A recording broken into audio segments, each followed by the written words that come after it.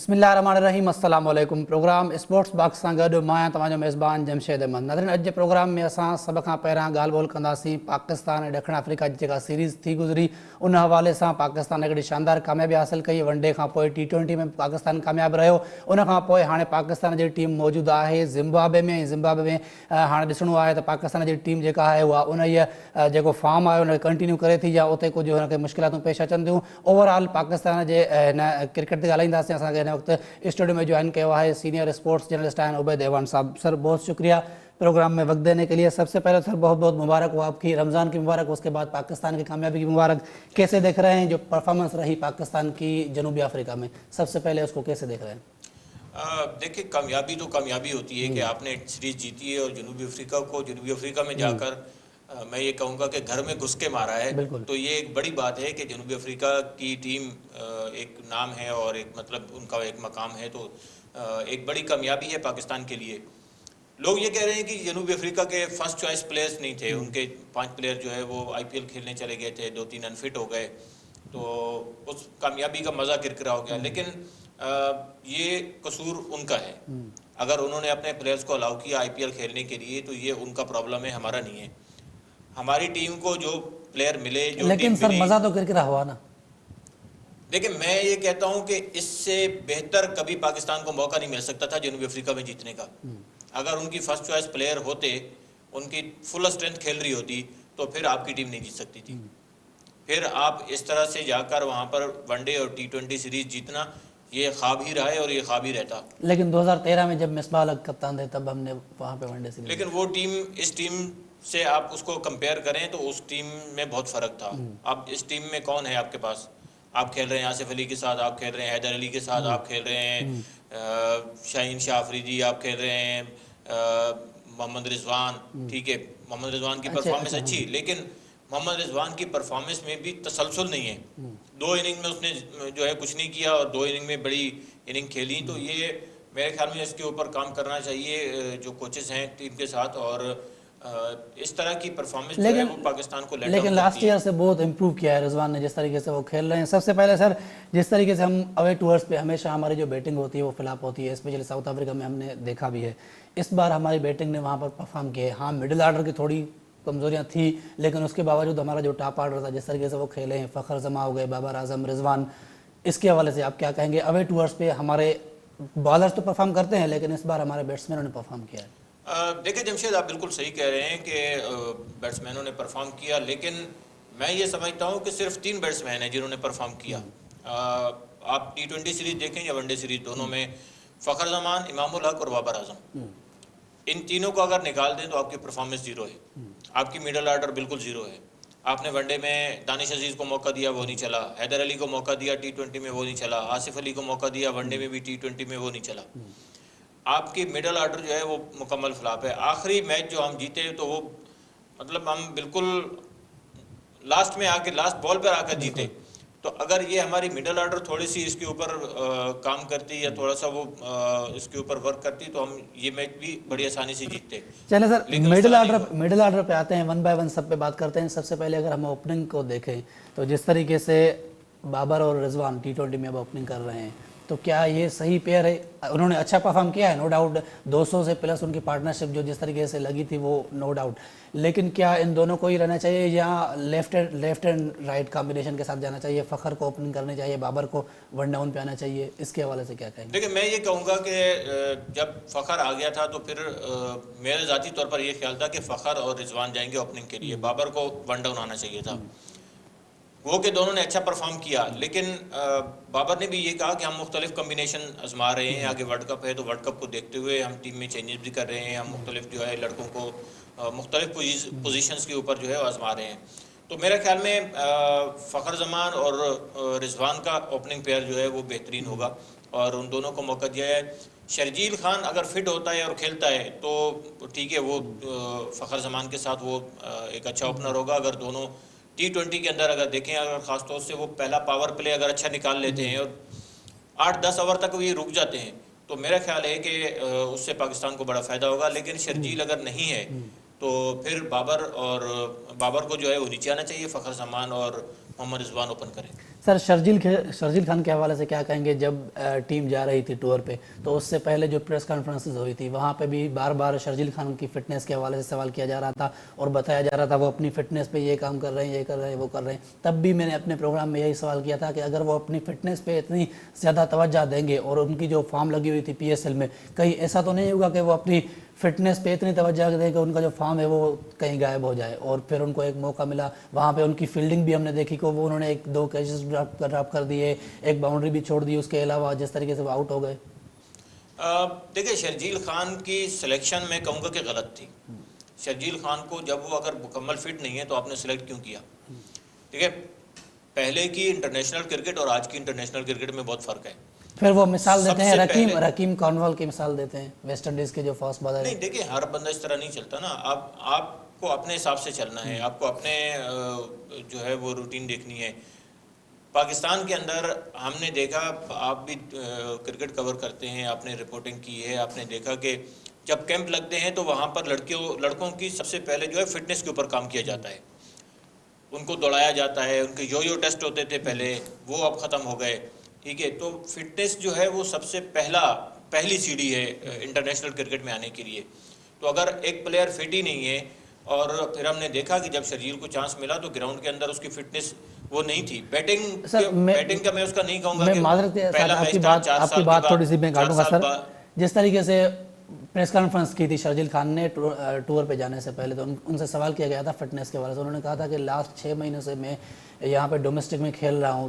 اس نے اپنی one day matches, T20 domestic میں جو کھیلی، پھر IPL کے میچز، سب کچھ انہوں نے گنوایا کہ میں نے یہاں اتنا پرفارم کیا ہے اور الحمدللہ کوئی ایسا فٹنس کا ایشو نہیں ہے. تو وہ خود تو ڈینائی کر رہے تھے کہ ایسا کچھ نہیں ہے. دیکھیں، ڈومیسٹک میں اور انٹرنیشنل میں بہت فرق ہے. اگر آپ انٹرنیشنل کرکٹ کے لیے جا رہے ہیں تو پھر آپ کو اس کے جو معیار ہے اس کو ٹچ کرنا ہوگا. تو اس کے لیے سب سے پہلا کام جو ہے وہ آپ کی فٹنس ہے. سپر فٹ لڑکا ہوگا، وہ فیلڈ کے اندر کھیلے گا، وہ فیلڈ کے اندر نظر آئے گا. جیسے آپ نے دیکھا شرجیل کے پاس گیند آ رہی تھی تو اس سے مس فیلڈنگ ہوئی، اس کے پاس کیچ آ رہا تھا تو وہ کہہ رہا ہے مجھے بال نظر نہیں آئی. تو یہ چیزیں انٹرنیشنل کرکٹ میں نہیں چلتی. بالکل. تو اگر ان چیزوں کے اوپر قابو نہیں پایا جائے گا تو پھر شرجیل کے لیے میں کہہ رہا ہوں، میں یہ کہوں گا کہ خود شرجیل خان کے لیے جو ہے یہ نقصان دہ ہے کہ وہ اس پوزیشن میں اگر واپس آئے گا تو پھر اس کے لیے بڑا مشکل ہوگا کہ وہ سروائیو کر سکے. چلیں سر، اب آ جاتے ہیں مڈل آرڈر پہ. جیسے آپ نے بات کی حیدر علی کی، آصف علی کی یا دانش عزیز کی، تو جب سعود شکیل کو ٹیم میں لیا گیا تھا پھر وہ انفارچونیٹ نہیں گئے تو ان کی جگہ پہ آصف علی کو لیا گیا ون ڈے میں. تو کیا یہ صحیح چوائس تھی کہ آصف علی کو ون ڈے میں ان کی جگہ پہ ریپلیسمنٹ کے طور پر لیا جائے، یا کوئی اور پلیئر تھا آپ کی نظر میں جس کو لیا جا سکتا تھا؟ میں یہ کہوں گا آصف علی اچھی چوائس نہیں تھی، کیونکہ آصف علی کو آپ دیکھیں مکی آرتھر کے زمانے سے آصف علی کو جو ہے وہ ایک ہارڈ ہٹر کے طور پر جو ہے وہ پیش کیا گیا کہ وہ پی ایس ایل میں بھی ہم نے دیکھا کہ وہ جب آتے تھے ہٹنگ کرتے تھے اور آخر میں آ کے وہ میچ اور ہم نے جتوا پی دیا. ایس ایل میں ہی دیکھا، باہر تو نہیں دیکھا کبھی. پی ایس ایل میں ہی دیکھا، انٹرنیشنل میں ہمیں ان کی پرفارمنس کہیں نظر نہیں آئی اور میرا خیال ہے نہیں نظر آئے گی. تو ون ڈے میں آپ کو ایسا بیٹسمین چاہیے ہوتا ہے مڈل آرڈر میں جو اننگ کو بلڈ کرے. اگر شروع کی وکٹیں جلدی گر جاتی ہیں تو ایسا بیٹسمین ہو جو وکٹ پر رکے اور رنز کو چلاتا رہے. جیسے سرفراز احمد کو ہم نے دیکھا، محمد رضوان ہے، ٹھیک ہے، وہ اسی طرح سے سرفراز احمد کو آخری ون ڈے میں پھر چانس دیا گیا تھا، لیکن وہ انہوں نے شروعات بڑی اچھی کی تھی، انفارچونیٹلی وہ آؤٹ ہو گئے. لیکن میں بات کر رہا ہوں آصف علی کی، تو آصف علی اس رول میں فٹ نہیں ہوتے تھے. جیسے اپنے چیف سلیکٹر کہتے ہیں جی ہم ان لڑکوں کو لے رہے ہیں جو اس رول میں فٹ ہوں، تو آصف علی کہیں بھی اس رول کے اندر فٹ نہیں ہوتے تھے. کیونکہ آپ کو جس طرح کا بیٹسمین ون ڈے کے اندر چاہیے تھا اس طرح کا بیٹسمین آصف علی نہیں ہے. پھر T20 میں بھی ہم نے دیکھا کہ آخری میچ میں جب آصف علی کو موقع ملا تھا کہ وہ اس میچ کو فنش کر سکتا تھا تو اس نے وہ کام نہیں کیا اور وہ ہٹ مار کے وہ آؤٹ ہو گیا. تو اس کے بعد جو ہے وہ ٹیم کے اوپر پریشر آیا. اگر نیچے سے فہیم اشرف اور حسن علی آ کر نہ کرتے تو پھر بڑا مشکل ہو جاتا کہ ہم آخری میچ بھی جیتتے. سر T20 ورلڈ کپ ہوگا اس سال، اس کے لیے کیا کمبینیشن دیکھتے ہیں؟ اسپیشلی مڈل آرڈر کی اگر ہم بات کریں تو وہاں پہ آصف علی یا حیدر علی، ان دونوں میں سے کسی کو ڈراپ کر کے شعیب ملک کا چانس بنتا ہوا نظر آ رہا ہے؟ یا جمشید سچی بات کروں تو مجھے ابھی تک تو ٹیم کا کوئی کمبینیشن سمجھ میں ہی نہیں آ رہا کہ یہ کرنا کیا چاہ رہے ہیں اور انہوں نے کس طرح کے لڑکے چوز کیے ہوئے ہیں. حیدر علی کو کہا جاتا ہے جی ٹیلنٹڈ ہے، بھائی اس کا ٹیلنٹ ہے کہاں؟ کوئی دکھاؤ تو صحیح. سوائے وہ پہلے میچ کے، اس کے بعد سے آپ نے اس کو کھلایا سر اس سے پہلے ہمارے پاس پوری سیریز کھیل گیا، اس سے لیکن پہلے نے کیا ہمارے کیا؟ پاس آئے تھے نسیم شاہ، وہ ہمارے ڈینس للی تھے، اب وہ ٹیم میں نہیں ہے. اب حیدر علی ہیں جو کہتے ہیں کہ وہ روہت شرما ہیں، اب وہ بھی ٹیم سے باہر ہوتے ہوئے نظر آ رہے ہیں ہمیں. نہیں دیکھیں، ایک تو ہم پلیئرز کو بہت جلد جو ہے وہ سر پہ بٹھا لیتے ہیں، انہیں کسی نہ کسی سے ملا لیتے ہیں. کسی کو ہم نے وراٹ کوہلی سے ملا دیا، تو کسی کو ہم نے روہت شرما سے اور ملا دونوں دیا، وراٹ کوہلی آج کل ٹیم سے باہر ہیں، احمد شہزاد، عمر اکمل. ہاں. سر چلیں اب زمبابوے کی سیریز آ رہی ہے، اس میں کیسے دیکھ رہے ہیں جو ٹیم تھی ابھی T20 میں، کیا وہی ٹیم ہوگی یا کچھ چینجز، کچھ نئے چہرے آزمانے کو ہمیں آزمائیں گے وہاں پر؟ دیکھیں، یہ تجربات کے لیے سیریز اچھی ہے، کیونکہ زمبابوے بھی کافی ٹائم سے کرکٹ نہیں کھیل رہا اور ان کی ٹیم بھی گھر بیٹھی ہوئی ہے. اور کووڈ کے زمانے میں تو پاکستان جو ہے وہ پہلی ٹیم ہے جو زمبابوے کا ٹور کر رہی ہے. تو یہ زمبابوے کے لیے میں کہوں گا کہ ایک بڑی اپرچونٹی ہے کہ وہ کھیلیں گے اور انہیں کرکٹ ملے گی.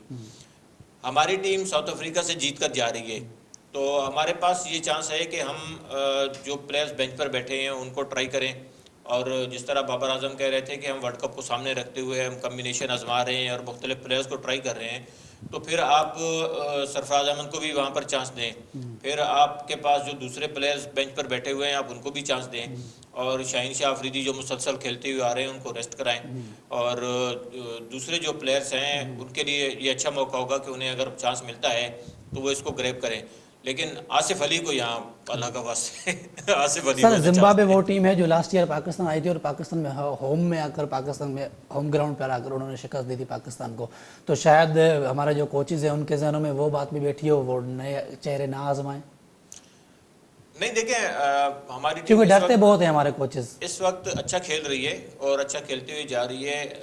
جو ہوم سیریز کی آپ بات کر رہے ہیں تو اس میں بھی ہم نے بہت زیادہ تجربات کیے تھے، اور آپ کو یاد ہوگا ہم نے لڑکوں کو ڈیبیو بھی کرایا اور ہم نے جو ہے وہ کافی تجربات کیے تھے، جس کی وجہ سے اور ہماری ٹیم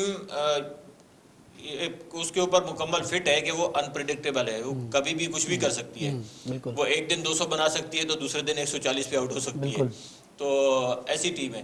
تو بہرحال لیکن میرے خیال میں زمبابوے کی ٹیم جو ہے وہ ہماری ٹیم کے مقابلے میں بہت نیچے ہے، اور ہماری ٹیم اس سے کہیں اوپر ہے، اور ساؤتھ افریقہ کو ہرا کے جا رہی ہے، تو ہماری ٹیم کا مورال ڈیفینیٹلی بلند ہوگا. سر بالنگ کمبینیشن کے حوالے سے کیا کہیں گے؟ جس طریقے کی اب بالنگ ہے ہمارے پاس، لائن اپ ہے، کبھی حارث رؤف ٹیم سے باہر جاتے ہیں، پھر حسنین آتے ہیں، پھر حسنین باہر جاتے ہیں، حارث رؤف آتے ہیں. شاہین شاہ افریدی سے بہت ساری امیدیں تھیں کہ وہ کچھ ایکسٹرا آرڈنری کریں گے، لیکن وہ اس معیار پہ پورا نہیں اترے. کچھ کہہ رہے ہیں کہ وہ شاید فٹنس کے ایشوز ہیں، مسلسل کھیلنے کی وجہ سے یہ بھی ہو رہا ہے، لیکن کچھ کہہ رہے ہیں کہ شاہین افریدی تھوڑے اوور ریٹڈ بھی ہیں.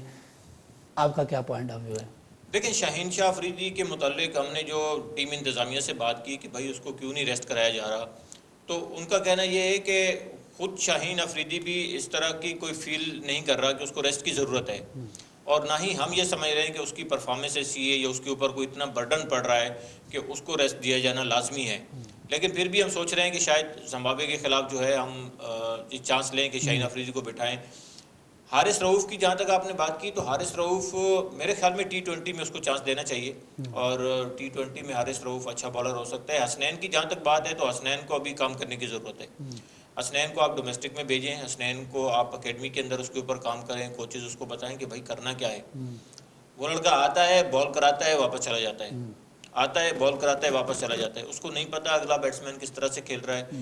مجھے اس کو گڈ لینتھ بال کرنی ہے، مجھے اس کو شارٹ بال کرنی ہے، مجھے اس کو یارکر کرنا ہے، کیا کرنا ہے. یارکر کرنا تو ہمارے فاسٹ بالر بھول ہی گئے کہ ہم نے کبھی یارکر بھی کرنا ہے. تو اس چیز کے اوپر کام کرنا چاہیے. وقار یونس ٹیم کے ساتھ ہیں جو ویسے عمر گل کے بعد ہمیں وہ وار یار کا ابھی تک نہیں نظر آئے. بالکل نہیں ہے. جنید خان کچھ عرصہ جو ہے وہ اچھا کرتے رہے، لیکن اس کے بعد جو ہے ہمارے پاس کوئی ایسا بالر نہیں ہے. اور جو کرنٹ دور جنید خان کو بھی تو ہم نے غائب کر دیا نا پاکستان کپ میں، ان کو ہم نے نہیں رکھا. جنید خان PSL میں بھی نظر نہیں آتے. نہیں، اب وہ نظر نہیں آئے گی میرے خیال میں تو کہیں، لیکن وہ جو ہے نا بالکل منظر سے غائب ہو گئے. بہرحال اب جو بولرز ہیں ہمارے پاس، کیونکہ پچھلے سال تو جنید خان تھے ملتان کی ٹیم میں، لیکن اس سال وہ وہاں بھی نظر نہیں آئے. تو اب جو ہے جو کرنٹ پاٹ ہے اس کے اندر بھی کافی کام کرنے کی ضرورت ہے. کیونکہ آپ دیکھیں فاسٹ بولر ہمارے پاس جتنے بھی ہیں ان کا بیک گراؤنڈ نہیں ہے. یہ ڈومیسٹک نہیں کھیلے ہوئے، یہ اتنی زیادہ کرکٹ نہیں کھیلے ہوئے. ہم نے پی ایس ایل کے 2-2 4-4 میچز کی پرفارمنس پر لڑکوں کو اٹھایا اور ان کو ٹیم میں لے آئے. بالکل. اور میرے خیال میں یہ ٹیم کے لیے بہت زیادہ نقصان دہ چیز ہے کہ آپ کے اوپر جب پریشر آتا ہے بالر کے اوپر یا بیٹسمین کے اوپر تو اس کو پتہ نہیں ہوتا کہ میں نے کرنا کیا ہے. ہم انٹرنیشنل کرکٹ میں لے جا کر لڑکوں کو بتا رہے ہیں کہ آپ نے کیا کرنا ہے. وہ اگر یہاں ڈومیسٹک میں کھیلیں گے, ڈومیسٹک میں 2-2 4-4 سیزن کھیل کر ان کو پتہ چلے گا کہ بھائی میچ سچویشن کے مطابق کیا کرنا ہوتا ہے, پریشر کو کیسے ہینڈل کرنا ہے, کس پوزیشن میں کس طرح میچ کو لے کر چلنا ہے. تو یہ چیز ہمارے پلیئرز کو نہیں آتی اور اس کی سب سے بڑی وجہ یہی ہے کہ ہم پلیئرز کو صرف پی ایس ایل سے اٹھاتے ہیں اور ان کو انٹرنیشنل کرکٹ میں لے جاتے ہیں.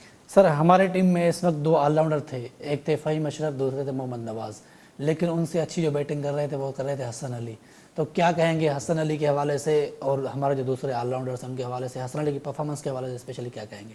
دیکھیں حسن علی کی پرفارمنس بیٹنگ میں بھی اچھی رہی ہے اور جیسے آپ نے کہا وہ ڈومیسٹک کھیل کے اپنے آپ کو پروو کر کے پھر گئے. ڈومیسٹک دیکھیں انہوں نے بڑا اچھا کھیلا اور قائد اعظم ٹرافی کے فائنل میں انہوں نے سینچری بنائی. تو وہ بڑی اچھی ان کی ریکوری ہوئی تھی. پھر اس کے بعد ان کو جنوبی افریقہ کے خلاف ہوم سیریز ملی, ٹیسٹ سیریز میں بھی انہوں نے اچھا پرفارم کیا, پھر T20 کے اندر بھی. تو وہ ایک پروسیس کے تحت ان کی واپسی ہوئی تو اس کا ان کو فائدہ ہوا. دیکھیں اس کا حسن علی کو بھی فائدہ ہوا اور اس کا پاکستان ٹیم کو بھی فائدہ ہوا. ابھی ہم نے دیکھا کہ انٹرنیشنل کرکٹ میں بھی حسن علی اچھی بیٹنگ کی طرف جو ہے آئے ہیں, انہوں نے بڑے اچھے چھکے لگائے. تو یہ ایک اچھا سائن ہے پاکستان ٹیم کے لیے کہ نیچے ہمیں بعض اوقات ضرورت ہوتی ہے. جیسے ابھی ہم نے دیکھا T20 کے اندر ہم نیچے آ کر پھنس گئے تھے, تو وہاں حسن علی نے آ کر چھکے مارے اور وہاں انہوں نے جو ہے میچ جتوایا. تو اس طرح کی پوزیشن میں آ کر حسن علی اور نیچے جتنے بھی بیٹسمین ہیں, عثمان قادر کو آپ دیکھیں وہ بھی بعض اوقات جو ہے اچھی ہیٹنگ کر لیتے ہیں, لیکن شاہین شاہ آفریدی کبھی کبھار وہ بھی چھکا مار لیتے ہیں. تو ان کو مزید کام کرنے کی ضرورت ہے. لیکن جس میچ میں 193 کیا فخر زمان نے ان کے ساتھ کوئی بھی ساتھ دینے والا نہیں تھا. ساتھ دینے والا کوئی نہیں تھا اور وہاں پر وہ فخر زمان اکیلے ہی کھڑا ہوا تھا. اصل میں اگر جو ہمارے اوپر کے جو بیٹسمین ہیں ان کو تھوڑا سا اگر پرولونگ کرتے اپنی اننگ کو تو فخر کی ڈبل سینچری بھی ہو جاتی اور فخر کو جو ہے وہ پاکستان جو ہے اس میچ میں بڑی اچھی پوزیشن میں ہوتا, پاکستان وہ میچ نہ ہارتا. تو بہرحال جو چیز ہو چکی ہے لیکن اس کے اوپر کوچز کو ضرور کام کرنا چاہیے اور اس کے اوپر. چلیں سر آخری سوال اس حوالے سے, اسپن کا جو شعبہ ہے اس کو آپ کیسے دیکھ رہے ہیں؟ جو اسپنرز ہمارے پاس اس وقت موجود ہیں ان کو آپ کیسے دیکھ رہے ہیں؟ شاداب خان انجرڈ ہو گئے, واپس چلے گئے. شاداب خان کی کیا پرفارمنس تھی؟ وہ ٹیم کے ساتھ تھے ابھی تک, پھر ان کو وائس کپتان بھی جلدی بنا دیا گیا. اس طریقے کی وہ پرفارمنس بھی نہیں ہے ان کی طرف سے. پہلے تھوڑے بہت بیٹنگ میں کرتے تھے, اب وہ بیٹنگ بھی نہیں کر رہے, نہ ہی بالنگ کر رہے ہیں. لیکن شاداب خان کا انجری کا جو ہے وہ پرابلم ہے وہ ابھی سالو نہیں ہو رہا. جنوبی افریقہ کے خلاف ہوم سیریز میں ہم نے دیکھا کہ T20 میں انہیں بٹھایا گیا تھا اور وہ انجری کے اوپر کام کر رہے تھے. میرے خیال میں وہ پوری طرح فٹ بھی نہیں ہوئے اور وہ دوبارہ ٹیم میں آ گئے اور پھر ایک بار جو ہے وہ جنوبی افریقہ میں پھر وہی مسئلہ ہوا اور وہ انجرڈ ہو کر پھر باہر ہو گئے. تو انہیں مکمل طور پر ریسٹ دینا چاہیے اور ریسٹ دینے کے بعد جب ان کی انجری ختم ہو تو پھر وہی پروسیس ہونا چاہیے کہ آپ ڈومیسٹک کھیلیں, وہاں پرفارم کریں. اگر آپ کی پرفارمنس ہوتی ہے تو پھر آپ کو ٹیم میں لیا جائے گا. پھر تو یہ کہا جائے گا کہ یہ تو ہمارے وائس کپتان ہے, یہ تو ڈائریکٹ ٹیم میں آ جائیں گے جب فٹ ہوں گے. تو نہیں, ڈائریکٹ ٹیم میں جب ان کو پہلے بھی لیا گیا تھا اس وقت بھی میں نے کہا تھا کہ زاہد محمود کو باہر کیا گیا ہے اور زاہد محمود کو بہت غلط باہر کیا گیا کیونکہ اس نے ڈیبیو میں بڑی اچھی پرفارمنس دی تھی اور جس طرح کی اس کی پرفارمنس تھی تو T20 میں اس کا حق بنتا تھا, اس کو ٹیم کے ساتھ جانا چاہیے تھا. تو شاداب خان کے واپس آنے کی وجہ سے زاہد کو باہر کیا گیا اور زاہد کے باہر ہونے سے میرے خیال میں ٹیم کو نقصان ہوا ہے کیونکہ شاداب خان اچانک انفٹ ہو تو ٹیم کا ایک جو کمبینیشن بنا ہوا ہوتا ہے وہ بھی خراب ہوتا ہے. تو اب زاہد جا رہے ہیں ٹیسٹ کے لیے تو مجھے امید ہے کہ ٹیسٹ میں وہ اچھی پرفارمنس کریں گے. T20 میں وہ شامل تھے زمبابوے کے خلاف لیکن وہ وہاں جا نہیں سکے. چلیں سر پاکستان کے جو اس وقت کوچز ہیں ان کے حوالے سے کیا کہیں گے؟ بہت سارے تنقید میں تھے وہ جب نیوزی لینڈ سے واپس آئے تھے, پھر جو ہوم سیریز تھی تب یہ کہا جا رہا تھا کہ یہ ان کی آخری سیریز ہو سکتی ہے. اس کے بعد پھر وہ جا کر باہر ساؤتھ افریقہ میں جا کر سیریز جیتتے ہیں, تو تھوڑا سا کریڈٹ ان کو بھی دینا چاہیے, کیا کہیں گے؟ نہیں, بالکل کریڈٹ ہے.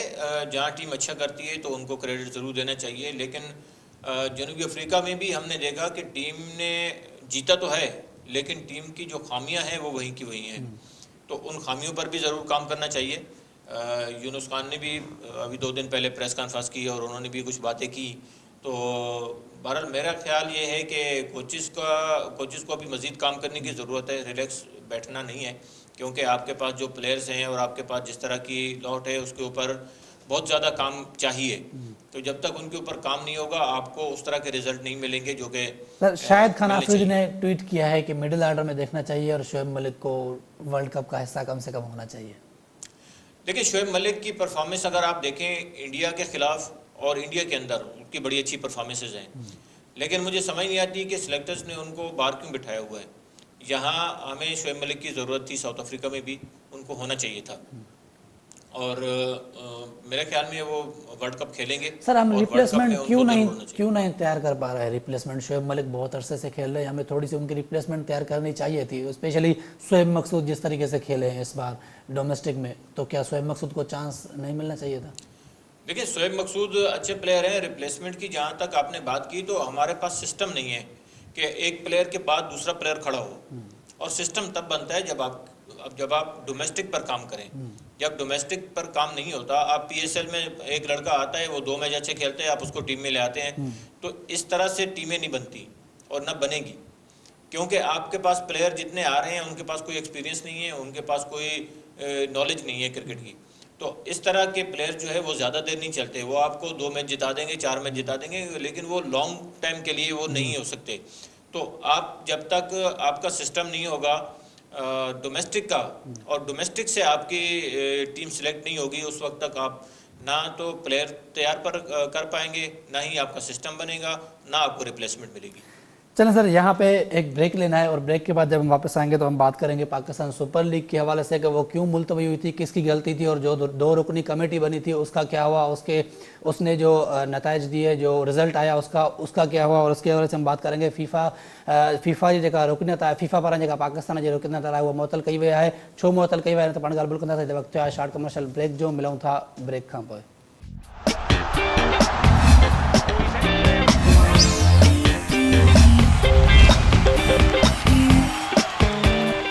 वेलकम बैक नाज़रीन. प्रोग्राम जे सिलसिले खे अॻिते वधायूं था. हाणे थोरी ॻाल्हि ॿोल कयूं था पाकिस्तान सुपर लीग जे रहियल मैचुनि जे हवाले सां. असां सां गॾु मौजूदु आहे स्पोर्ट्स जर्नलिस्ट उबैद एवान साहब. उबैद साहब, कैसे देख रहे हैं पाकिस्तान सुपर लीग की जो बकिया मैचेस हैं अब वो होने जा रही हैं? सबसे पहले तो ये कितना खुशाइंद है, और इससे पहले हम जानना चाहेंगे कि ये क्यों मुलतवी हुई थी, उसमें किसकी गलती थी, और जो 2 रुकनी कमेटी बनी थी उसका क्या हुआ? دیکھیں سب سے پہلے اگر بات کریں ہم کہ کیوں ملتوی ہوئی تھی، تو یہ پاکستان کرکٹ بورڈ کا ایک بہت بڑا بلنڈر تھا کہ انہوں نے ملتوی کرنے کا فیصلہ کیا. وہ نہیں ہونا چاہیے تھا. اگر آپ کے پاس پازیٹیو کیسز آ گئے تھے، وہ کہ وہ غلط ہے کہ وہ آپ کے مطلب آپ نے جو ببل بنایا تھا وہ کہیں سے بریچ ہوا، کہیں سے وہ ٹوٹا ہے کہ جس کے اندر کوئی داخل ہوا ہے اور وہاں سے کیسز آئے. تو سب سے پہلے تو اس کو پکڑنا چاہیے تھا. اس کے اوپر پاکستان کرکٹ بورڈ نے کوئی کام نہیں کیا. تو اگر وہ ہو گیا تھا تو اس کے بعد آپ اپنی لیگ کو کنٹینیو کرتے. میں یہاں مثال دوں گا آئی پی ایل کی، کہ اگر آئی پی ایل کو آپ دیکھیں لاکھ سے اوپر کیسز آ رہے تھے آئی پی ایل شروع ہونے سے پہلے، اور خبریں آ رہی تھیں جی نئی دہلی میں بھی کرفیو لگا دیا جائے گا، اور راجستھان میں بھی کرفیو، اور پنجاب میں بھی جو ہے وہ لاک ڈاؤن کر دیا جائے گا. لیکن اس کے باوجود انہوں نے بولا جی ہم آئی پی ایل کرائیں گے. ممبئی میں بولا جی کرفیو، بولا جی ہم کرائیں گے، اور انہوں نے کرایا. وہاں پر ہو رہی ہے. 2 لاکھ کیسز آ رہے ہیں انڈیا کے اندر. ایون کہ کئی پلیئرز کے پازیٹیو آئے، گراؤنڈ سٹاف کے پازیٹیو آئے، کوچنگ سٹاف کے پازیٹیو آئے، لیکن انہوں نے کہا جی آئی پی ایل ہوگی. تو بھائی آپ یہ کام کیوں نہیں کر سکتے تھے؟ آپ کے پاس جو ہو سکتا تھا نا، آپ کے تو آدھا ٹورنامنٹ ہو گیا تھا. اگر فارن پلیئرز نے یہ کہا تھا کہ جی ہم جا رہے ہیں، تو ان کو بولتے ٹھیک ہے جی اللہ حافظ. تو سر پھر وہی بات آ جاتی ہے نا، مزہ کر کے رہا ہو جاتا. نہیں، مزہ کوئی نہیں کر رہا ہوتا. جو اس وقت صورتحال تھی اس صورتحال کے مطابق آپ کو وہ ٹورنامنٹ اسی طرح کرانا چاہیے تھا. اب کیا ہوگا کہ اب آپ کا ڈبل پیسہ خرچ ہوگا، بلکہ ڈبل سے بھی زیادہ خرچ ہوگا. اب آپ ایک فارنر کمپنی کو ہائر کر رہے ہیں کہ آپ نے بایو سیکیور ببل بنانا ہے، ٹھیک ہے، آپ اس کو الگ پیسہ دیں گے. پھر آپ ایک پورا ہوٹل بک کر رہے ہیں جہاں پر پلیئرز اور جو ان کا سپورٹنگ اسٹاف ہوگا، جو براڈ کاسٹ کا کریو ہوگا، وہ پورا ایک ہوٹل الگ ہے، وہ آپ کر رہے ہیں. یہ آپ کا اضافی خرچہ ہو گیا، ٹھیک ہے. اور اب پتہ نہیں ہے کہ وہ خرچہ فرنچائزز دیں گی یا پی سی بی دے گا، ابھی تک یہ بھی ڈیسائیڈ نہیں ہے. دوسرا سب سے اہم پوائنٹ یہ ہے کہ آپ نے ڈیٹ رکھ دی ہے 22 مئی کہ 22 مئی سے کوارنٹائن پیریڈ شروع ہو جائے گا. بھائی 22 مئی کو تو آئی پی ایل چل رہا ہوگا, تو آپ کا کیسے, آپ کے پلیئر کیسے آئیں گے؟ آپ کے جتنے پلیئرز آئی پی ایل میں کھیل رہے ہیں وہ تو نہیں آ سکتے. بالکل. پھر آپ ان کا ریپلیسمنٹ ڈھونڈنے جائیں گے. پھر میں یہ کہوں گا کہ پھر وہی ریلو کٹائی پلیئر آپ کو ملیں گے اور انہی کے ساتھ آپ کھیلیں گے. تو اس سے بہتر یہ نہیں تھا کہ آپ انہی اپنے جو پلیئرز تھے انہی کے ساتھ آپ کرتے, آپ لیگ کو مکمل کرا لیتے. پھر فائدہ کیا ہوا لیگ کو پوسٹ پون کرنے کا, اور بدنامی کتنی ہوئی, چلیں سر. نقصان بھی ہوا, بدنامی بھی ہوئی. جو 2 رکنی کمیٹی بنی تھی اس نے جو فیصلہ دیا ہے اس کا کیا ہو؟ دیکھیں 2 رکنی کمیٹی بنی, دونوں کمیٹی میں, اس کمیٹی میں جو ہے وہ 2 ڈاکٹر تھے, ایک کا تعلق کراچی سے, ایک کا لاہور سے. انہوں نے اپنی سفارشات اکٹھی کی اور انہوں نے بورڈ کو بھجوا دیا. اب بورڈ نے کیا کام کیا کہ بورڈ نے اس رپورٹ کو دبا دیا. بورڈ نے یہ تو بتایا کہ جی رپورٹ آ گئی, رپورٹ ہمیں مل گئی, اب ہم بہتر کام کریں گے. بھائی اس کا ذمہ دار کون ہے؟ اس کو بھی تو سامنے لاؤ. کس نے پاکستان کا اتنا نقصان کیا ہے؟ اس کا ذمہ, وہ کس کے گلے میں فٹ ہوگا؟ ڈاکٹر سہیل سلیم جس سے آپ نے استعفیٰ لے لیا, بالکل اس کا تو حق ہی نہیں بنتا تھا. بھائی ڈاکٹر سہیل سلیم کا کام ہے بایو سیکیور ببل ڈیزائن کرنا, بنانا, اس کو امپلیمنٹ کرانا اس کا کام نہیں ہے.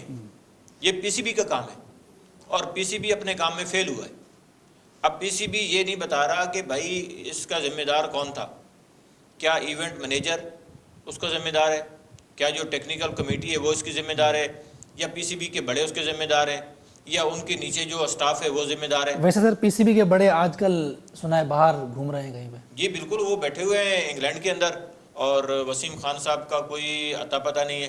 ان کا جو ٹینور ہے وہ ختم ہونے والا, اور اس کے بعد کوئی پتہ نہیں ہے کہ ان کی ایکسٹینشن ہو رہی ہے یا نہیں ہو رہی, اور وہ کام کر رہے ہیں یا نہیں. وہ بالکل منظر سے غائب ہیں, نہ وہ ہمارے کسی میسج کا جواب دے رہے ہیں, نہ وہ کہیں سے رابطے میں آ رہے ہیں.